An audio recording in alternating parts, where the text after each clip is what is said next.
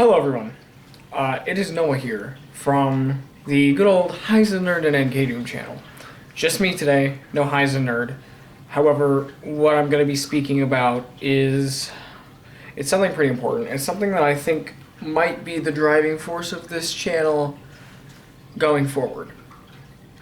Since I was a young kid, okay, we're talking like 8, 9, 10. I've always played retro games. I had an NES Classic, I had a PS3, I had a PS2, I had a 360.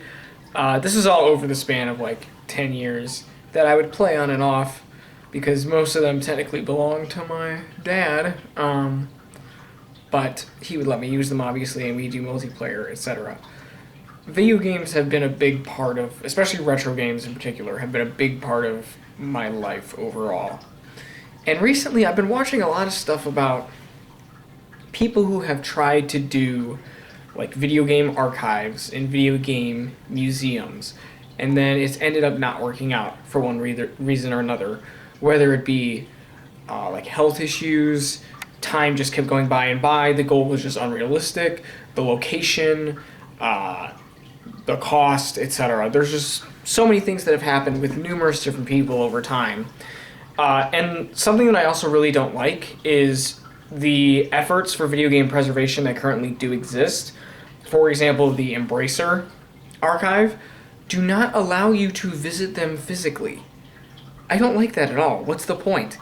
It's sure, I can sit here and look at a scan of it, but I can do that on Atari Age. It defeats the whole point. Being able to go and see the games physically adds another level to the experience. It makes it way more memorable than just sitting at your desktop and clicking through, scans of the games and the box art, etc. So, this is going to sound insane, especially considering Heisen Nerd and I are two everymen. We're completely normal dudes. I am a lifeguard supervisor. I make not a lot of money. Not a lot of money. Neither does Heisen Nerd. Totally normal dudes. We're still young. We have youth on our side. I am announcing that this channel's new mission, whether it takes off or not from the public, is to attempt to preserve Atari history. Recently, Atari has made a pretty big comeback with Atari 50, the 2600 plus, 7800 plus, all the re-releases that they did for 2600, 7800. The homebrew scene has been big for quite some time now. There is a very dedicated, niche community to Atari. We have Atari Age, which is amazing, and it's basically completely crowdsourced information that has just amassed over time. So if you want to see an Atari game, you want to know how rare it is, you want to see a scan of the box, in most cases. Some of them, it doesn't have scans of the box, but in most cases it does. You just go to Atari Age and you look it up. That's great. However, that is digital. I don't think I would consider that. It's not a physical museum. It's not the same thing.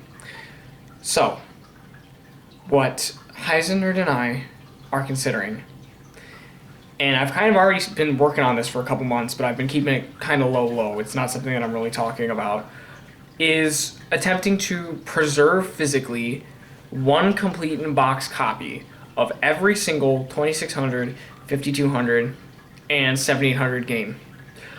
What I'm going to do is, in the description, I will link my Game Eye profile, where I have basically every game that I have, price I paid for it, and then the condition of the game, the box, and the manual. So you can see exactly how I've acquired everything.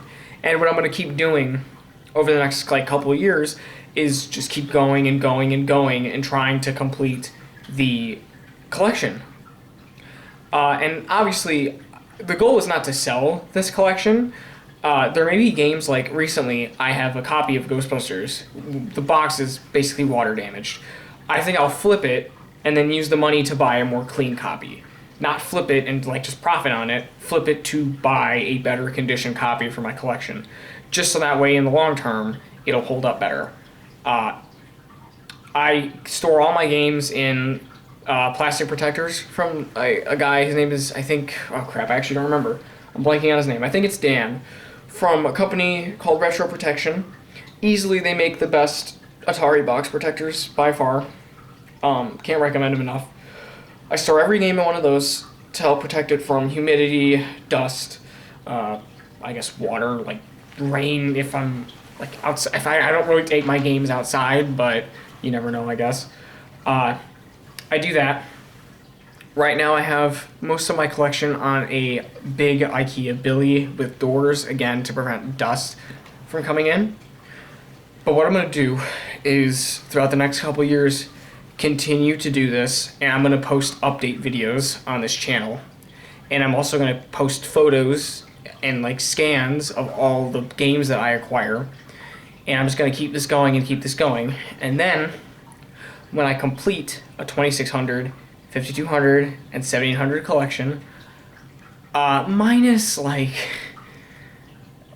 Air Raid maybe, minus like the top games where there's like one or two copies in existence where it's not possible for me to obtain them, what I will do, I have been looking into a space that is in Naperville, Illinois, and I will save up and I will lease that space, and I will turn that space into an Atari Museum.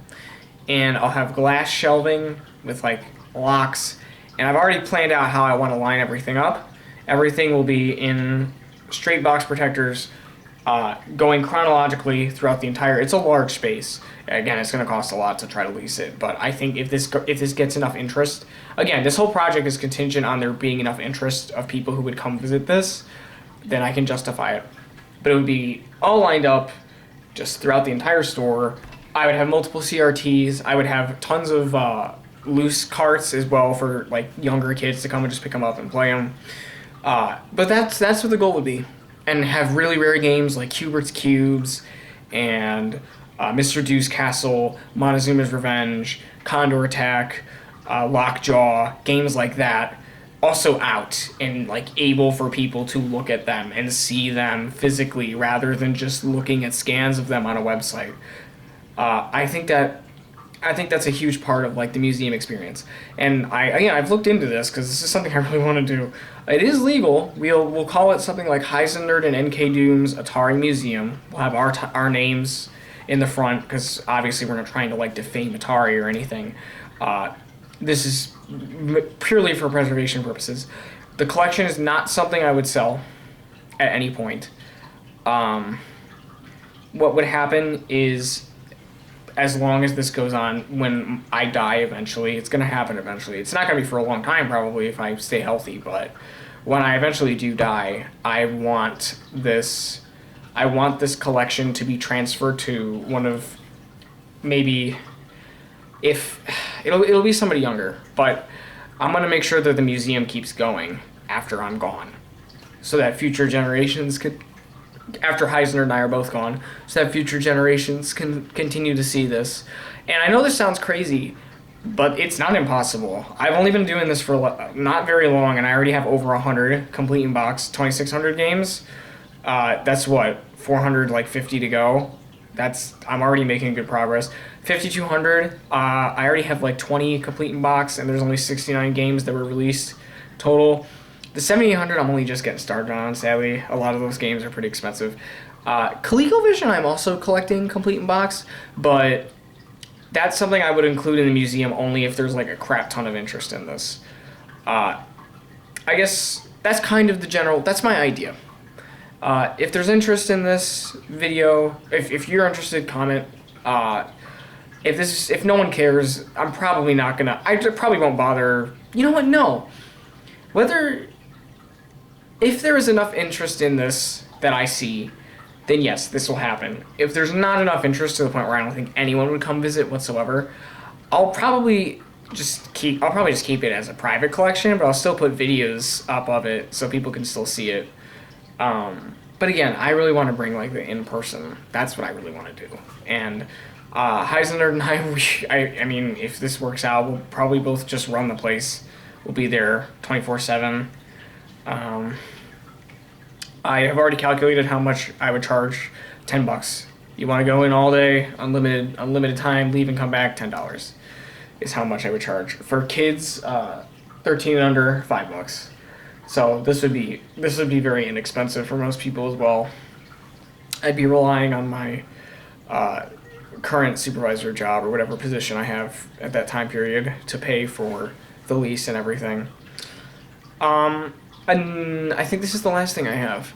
I have created, provided there's enough interest, I have a GoFundMe that I'll link in the description. If people really want to see this happen quick, I'm not going to ask you guys to like pay for games. That's something I can do myself. I've been doing it now for quite some time. I'm not going to e-beg for games. I can pay for games myself. However, shelving and like storage units, I feel like that's something that the entire public will be seeing, and it's not just like it's not the same as like asking for games. It's just shelving units, and box protectors is the other thing. So I do have a GoFundMe for that. If you donate to the GoFundMe, I'm gonna make sure that I keep track of you and I have your name on a list, and I'll shout you out at the end of every collection update video I do. I purchased 7 more complete in box games today. Not gonna say what they are, but I'll be doing a video update with those games very soon when they eventually come in. Let me think though. That's kind of the general gist of it. Basically, this is my like this is like my concept for what I want to do within like the next 3 years. It's an idea I have. I think a lot of people could get behind this, having this physical museum materialize. It's something that I would really like to see happen, because it's something I wish existed that doesn't exist. It's dedicated to just Atari Museum. And again, I know it sounds insane. I mean, I think it sounds crazy. It's like just 2 normal guys, but we can make this happen. And I guess on a final note, we're willing to sign. I'm gonna look into it. We're willing to sign like legal documentation that says this collection won't be sold. Instead, it will just be transferred, and we'll ensure that the person it's transferred to also can't sell it after Heisner and I are both in the ground. But no, this collection is not going to be sold. Especially, it's not going to be sold overseas. It's not going anywhere. Yeah, though, that's kind of the general gist of my idea for this collection. Again, I'm just throwing it out there. I want to see Atari. I want to see it I want to have a place that is accessible to Atari fans, retro game fans in general, people visiting the area to come and experience retro gaming history, basically. So there's my pitch to you. Again, completely unscripted, just kind of off the top of my head, my genuine thoughts on this. Let me know if this is something that you guys want to see happen. A link to my GameEye profile with all my games will be in the description, and a link to that GoFundMe for Heisner and I will also be in the description. Comment if you think this is a stupid idea. Comment if you think that this is a good idea.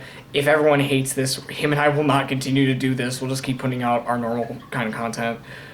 If this is something that, and collecting the games on the side, of course, but if this is something that people really do want to see, we will make it happen. Yeah, though, there you go. There's my pitch to you for this for Heisner and NK Doom's Atari Museum. Thank you if you bothered to click on this. It's very late when I'm filming this, so I hope you have a wonderful night if you're watching this at night. And I will see you guys in the next video.